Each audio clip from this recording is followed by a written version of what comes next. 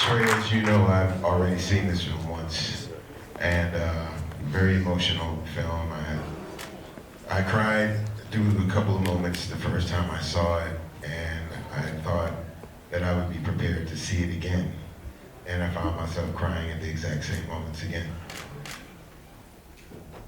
This is probably the most human experience I've ever had watching a film. It's so real, so raw, it's so visceral. And for me, it's cathartic. It's an amazing piece of work that you've done. It's nothing short of brilliant.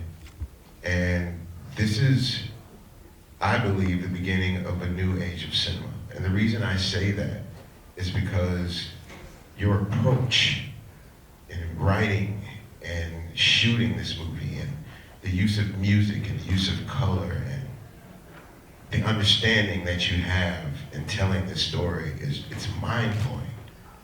I don't know how to categorize it, right? Because there's wit, there's humor, there's emotion, there's love, there's hate, there's grief. It's just so much of everything that we as humans go through in life, and the fact that you were able to convey that on film is just, I don't even know how you were able to do this. So for one, I want to thank you for making this film. I want to, on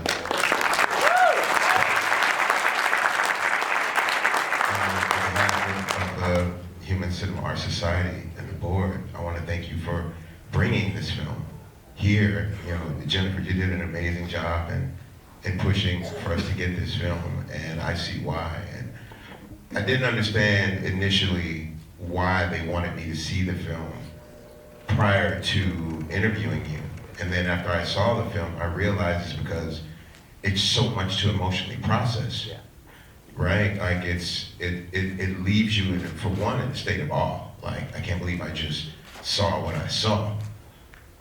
Where did this movie come from, Trey? Like, how does one start the process of writing a movie with such depth? Right? Well, thank you. That's one of the most beautiful, humbling things I've ever heard. So just thank you so much.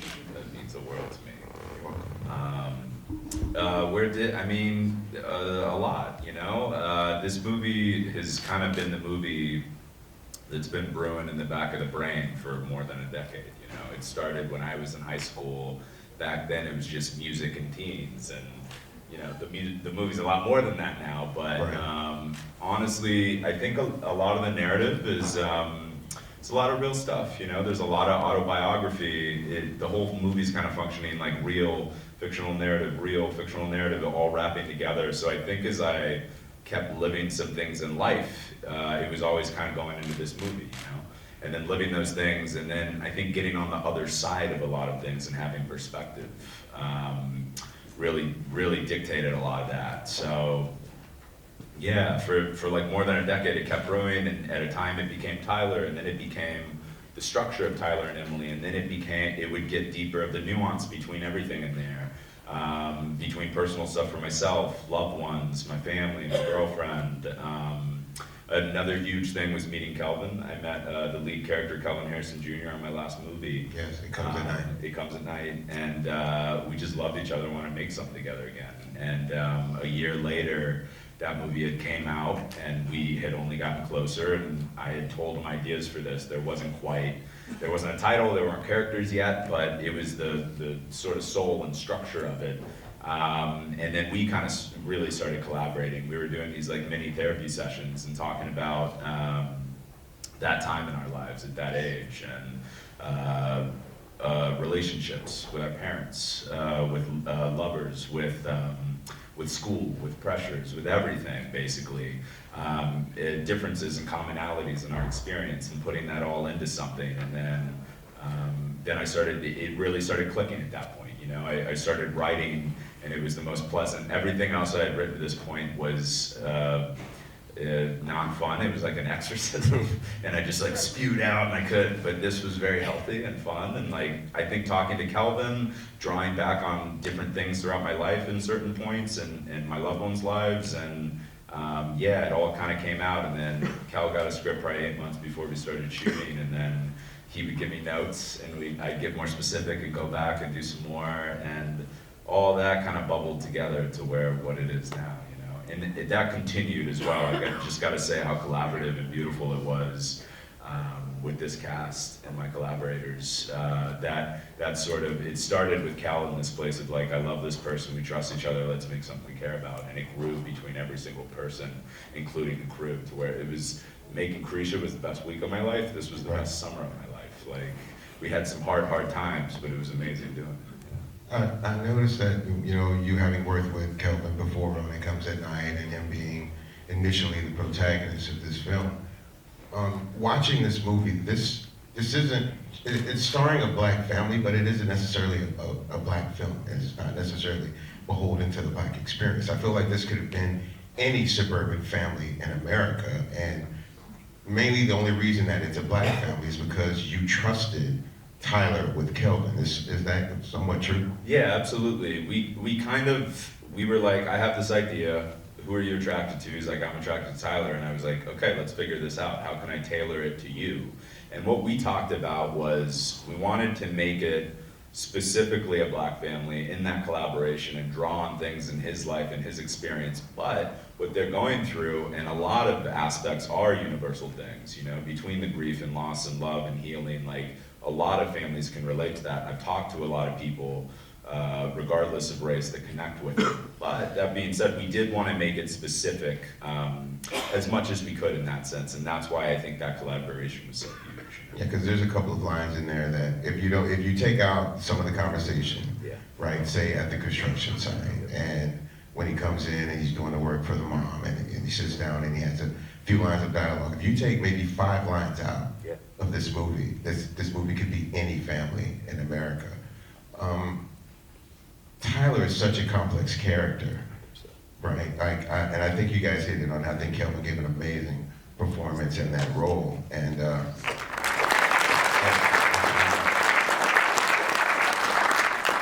it starts out, you know, very similar to a lot of movies you see with young people. You know, that innocence, you know, that love of music, just, you know, those kisses in the car, and you know, dealing with school and, you know, trying to succeed and do what you can for your parents and trying to please everyone. And then the oxycodone comes out. And then we realize that this character is going to be going down a very rough road. Why oxycodone? Is it something that you feel like resonates in this current era of opioid addiction, young kids in America? Well, I try to make it less, all these things, there's a lot of big, heavy themes in the movie, and I always try to let it happen organically and start with real stuff I can connect with, and start with the characters in the story and let it grow out from that. So oxycodone, it was a thing, you know, there's addiction in my family, you know, it was very inspired by my first movie, so elements of that, especially between the idea of the stepmother that they had that passed away from addiction, is very much from my family. But also, like, oxy, it's a real thing, I think, for especially for athletes, you know, and trying to get past that stuff. So just trying to make it honest, you know, trying to make it feel real and right. Yeah, I think you hit it dead on the head, especially with the experience of what it's like to be young nowadays, right? I feel like the music, you know, hit the right chord, not just the, you know, the Frank Ocean and the Tyler and all of that, but also the score. You know, what was it like to bring Trent and Atticus into this movie? Like, obviously this movie was pretty well formed before you brought them in, and obviously Trent Reznor is known for a certain tone of music. Did you feel like his sound was the right sound to bring these emotional moments to a head in this film? I did. It felt, you know, everything in this movie, like, since making Carisha, that first movie, like, that was the best week of my life, and I made it with people I love, and I'm honestly just, for new collaborators, I'm trying to search for people that we just naturally jive and connect, and it feels special. So Trent and Atticus, shockingly, they reached out to me, and they dug the other movies, and I was like, what? I'm a huge fan, this is surreal. And we met, and then I was like, I'm writing something, then I sent him a script, and and I was terrified to send it to him because it had like almost 40 songs embedded into it, and none of them were Nine Inch Nails. Right. It was Trent Neuroticus' score. I was like, what are they gonna think? Are they just gonna be like, where the hell do we fit into this? What is this? And luckily it was the total opposite. They were really excited. They dug the script and they were excited at where could we fit into this and how did this work. And it was just really amazing working with them, man. I think what we settled on was an approach where hopefully it feels like the score is like almost the subconscious, but like the spirit of the internal spirit of the characters coming out and feeling that, especially this kind of connection between brother and sister, because I think a big part of it is, it's all Tyler and then it's all Emily, but they're rarely in the film together. So they would do stuff too, of like literally taking sounds from the movie and manipulating them and using them musically, even to like our piano themes that connect them are sort of inspired by Tyler and him playing the piano. And we just really wanted a kind of sonic spirit that you could hear and feel that would connect you with the spirit and themes of the movie, and also like Tyler and Emily, you know. I think you did an amazing job of showing how young people communicate with each other, how their emotions are so tied into their identities, and how they can be so construed by the typed word, so to speak, and as far as, not really actually communicating verbally with each other. I see the social media aspect of this film and the texting aspect of this film. Young people nowadays have so much to deal with, and they're fighting to be heard and to be seen, and everything's happening for them in real time. Sometimes something happens at school, kids that, when I was growing up, you wouldn't find out till the next day, or if something happened at a party on Friday, you didn't find out until Monday. But nowadays, these kids are living and dealing with these things in a real time. That was pretty deep that you were able to convey that in film. Where does that idea come from? Because obviously 10 years ago, you weren't dealing with social media when you started, thinking about these characters. Absolutely. I think it was a few things. It was, first it's starting with the personal, but then it's like, you got to make it feel accurate for today. With ducking, of course. Yeah. Well, okay. Texting, I think we can all easily relate to. Right. I've had some of the biggest fights with my girlfriend over text message, and it's absurd. And I wanted to visually convey that feeling of that total frustration of, I just wanted to make it feel real and right for how that headspace is. And I know that feeling too, of feeling like, something big emotionally that you want to convey to someone you love and you can't figure out the right words for, like Emily at the back half. And so it was a lot of things. That was easily natural for me, and it was like drawing on past experience combined with things now, combined with doing research online like an old man, combined with talking to kids today and having kids today like read the script and just get input to the social media, to how it's being used, to the language, and kids in Florida especially as well. So it was sort of all those things combined, and I do think as well that I think communication is sort of another theme of this movie. That's why it was so important, I felt like, to get the texting to feel real and feel how it feels in this situation. Because for myself, I kind of take it as the first part of this movie is a cautionary tale for how lack of communication can mess things up, especially between parent and child. Right. I think everyone in this movie loves each other so much. I think Ron and Ty, that father and son, love each other so much. He loves him too hard. He doesn't allow that line of communication to where Ty can sit down and be like, Dad, I'm going through this stuff. Can I tell you without you judging me? Because I think when you're a kid, you got all these pressures and you keep it all inside and it can all build up, and you want to keep a level of, you want to make your parents proud and make these things right, and it can all add up. So it's almost like between the texting, between the communication, it feels like it's like a cautionary tale in that first half where the ultimate tragedy that could happen to these people happens, and then I feel like it's about trying to heal as much as possible and make sense as much as possible after this terrible, terrible thing happens, and how can we put pieces together and try to improve. And communication is a part of that. And Dad corrects that with daughter later on. Breaks my heart that he didn't do it in time for Ty, but Yeah, between that and the texting, I think it's a very, very important part of this movie. When I first watched this film, I didn't understand exactly where the mother was coming from. Sure. But after watching it again, I realized that the mother knew how vulnerable Ty was. Yeah. And that the father wasn't being open and receptive to that vulnerability. Even in the moment after his arm is torn in the wrestling match, which that's probably one of the most horrifying things I've ever seen in a movie, because you see it's coming, right? There's foreshadowing to this moment, and then you get in the moment and you realize that this is going to happen, and it's only going to bring him further down emotionally. And that if the father maybe hadn't been as tough on him as he was, he might have been able to have that conversation. Even the doctor says, I could talk to your mom or someone about this, and he just kind of brushed it off because he knew, well, probably didn't know, but I feel like he felt maybe his dad would have blamed him a little bit, somewhat. And it's just amazing that you were able to have that in this movie. There's just so many things that hit all the right buttons in this film.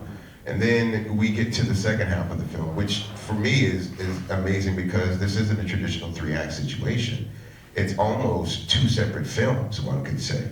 And this is where, I don't know where Taylor Russell comes from. I haven't seen her in anything prior to this, but that young girl is simply amazing. And she gave me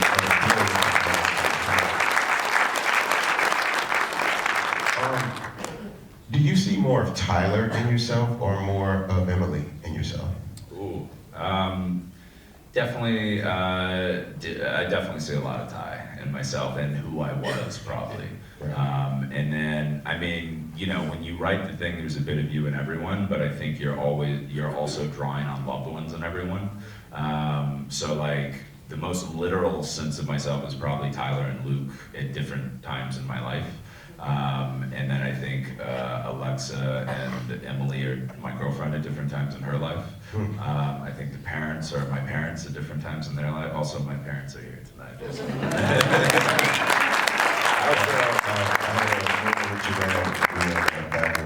Oh, I have to give a shout out to, I think my parents are both therapists, and I think that could go 2 ways. I could be a nut job, or I feel like a good human being thanks to them. I think I would be a mess without. I may need a session after this. But I do think the reason I make the movies I make is because of them and the way they raised me and the way they think. I think with therapy, it's about the good and bad of a human being and understanding that, because that's a beautiful thing, and that's how we learn and we grow. And I'm just trying to make these movies where they're not about judging, they're about empathy and about trying to understand people, and about, I think we can, in the devastating downfall, and there's the positive, but there's also that extreme negative, devastating downfall. I think there's a positive in examining that, because they are cautionary tales, and we can see from them and learn from them and change what we're doing in our lives. So, I don't know, I just want to give props to my parents, because And we also get props.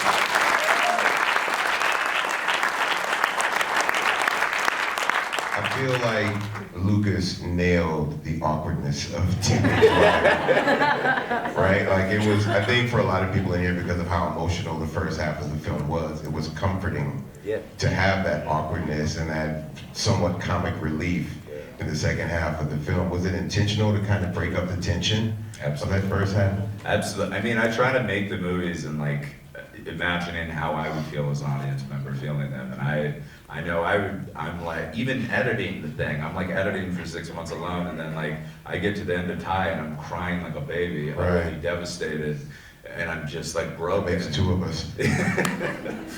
And then I feel I'm just like engulfed in grief with Emily, but then like I need something, I need a change, and I almost want it to feel like a panic attack is seizing in and then breaking you, but then it feels like the movie gives you a hug, and let's change and let's try to figure this stuff out. So I mean, Lucas too, like I met him and we hit it off like crazy, and like the energy was amazing. He's a talented young man. So talented, and we just loved each other, want to make something together, and that, like it's just him. He's an amazing actor. Yeah. Can you speak to the use of color in this film? Color is so strong in this film, and it's like it's not a traditional fade that you would see from scene to scene. Color comes into play so strongly, from the police lights to the sunlight, you know, and these blurry moments, right, where people are trying to, you can see people having these emotional moments and everything kind of sort of becomes a blur, right? Like, was that intentional as well? Yeah, absolutely. I think the color is sort of acting like everything in the film, in the sense of like the film grammar, the film movement, the aspect ratios, the sound, everything is trying to make it a more experiential, subjective experience, to where it feels like you're essentially living with Tyler and Emily and feeling through Tyler and Emily. And literally we'll have these sort of color interludes that also kind of work as chapter markers, but also to me feels like the spirit of the characters coming out and consuming the screen, almost like you're going inside their head and their spirit for a minute, and letting that filter out and take over. And yeah, I think it's a lot of things, you know.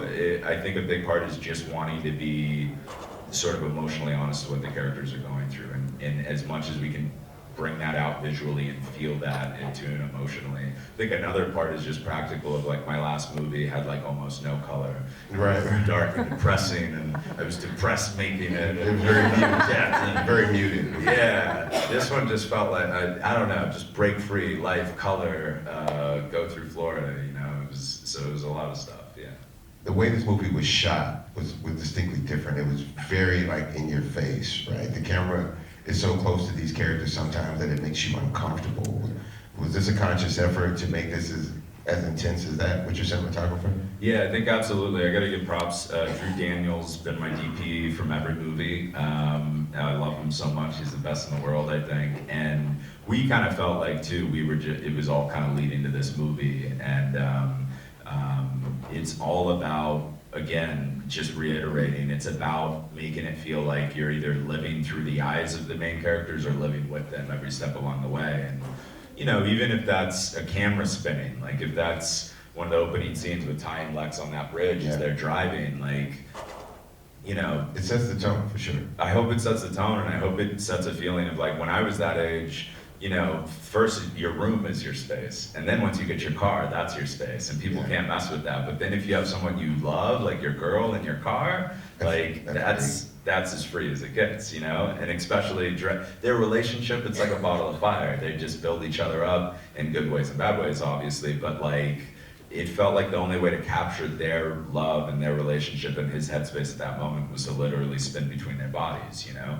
And so if that fits, then different approach will fit at different times, whether it's like this giant tragedy has just occurred and Emily takes over the film and the aspect ratio has changed and it's a shallower focus and the camera's not moving at all because she feels in grief and isolated from her world. It's all about just trying to bring y'all closer to the character's state of mind and their emotion and how. Yeah, I think the cafeteria shot kind of nails exactly how she feels in that moment. I hope so. This movie is so different from pretty much everything else I've ever seen. Was there any other film that kind of influenced this approach in this film? Because it's so different from Krisha. It's so different from It Comes at Night. And it just seems like it comes out of nowhere, you know? It's honestly hard to say because I think it was aspects of it were brewing for so long. In that time frame, I think all of these films were just going into my subconscious. When I actually started writing and making it, it was more life experience, music, Florida, and for the first time out of my other movies, not watching and drawing on other movies. But I do think there's got to be a million of things that are in there. Scrambling. It's such a unique film experience. It's so emotional. It's raw. I keep coming back to the word raw because this movie is painfully honest. I hope so. Right, to the human experience. It's painfully honest, and I just can't give it enough accolades. It's just such a beautifully executed film. What was the emotion that you wanted people to walk out of with as they finish watching this movie, or which range of emotions did you hope that you would have people connected with? Absolutely. I mean, I cried like a baby making it, so it makes me happy to hear you cried and connected with it. Yes. But I will say, I think there's a lot going on in the movie. I think everyone's going to take away their own stuff. I just hope you get to the end and I hope you feel some empathy and humanity with the characters, you know? I just hope you feel connected, and I hope you've gone through the ups and downs with them, and it makes you think about a lot. You know, it makes you think about the dream would be your own family, and and communication amongst that. And there's a lot more, but I like to keep it simple in terms of like what I hope people grasp onto at the end. Do you think this movie is, yes, please. Do you think this movie, and I'll keep it short, this is really my last question. Do you think this movie is easily processed with one watch? No. I don't, I mean, I've seen it a trillion times, so it's hard for me to say.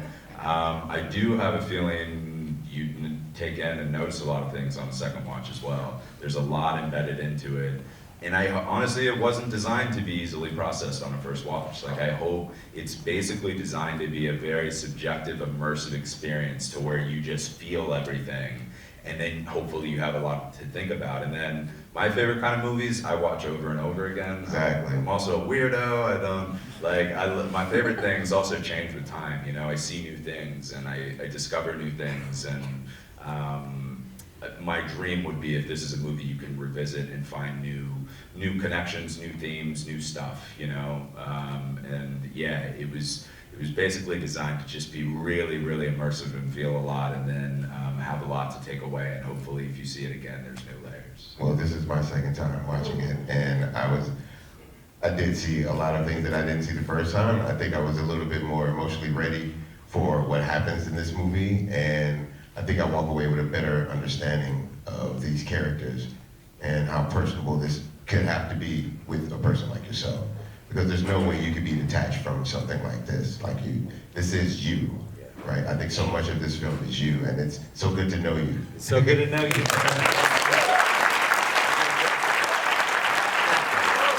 and gentlemen, thank you so much for staying with us for the Q&A, please. Another round of applause for our director here, Trey Edward Shults.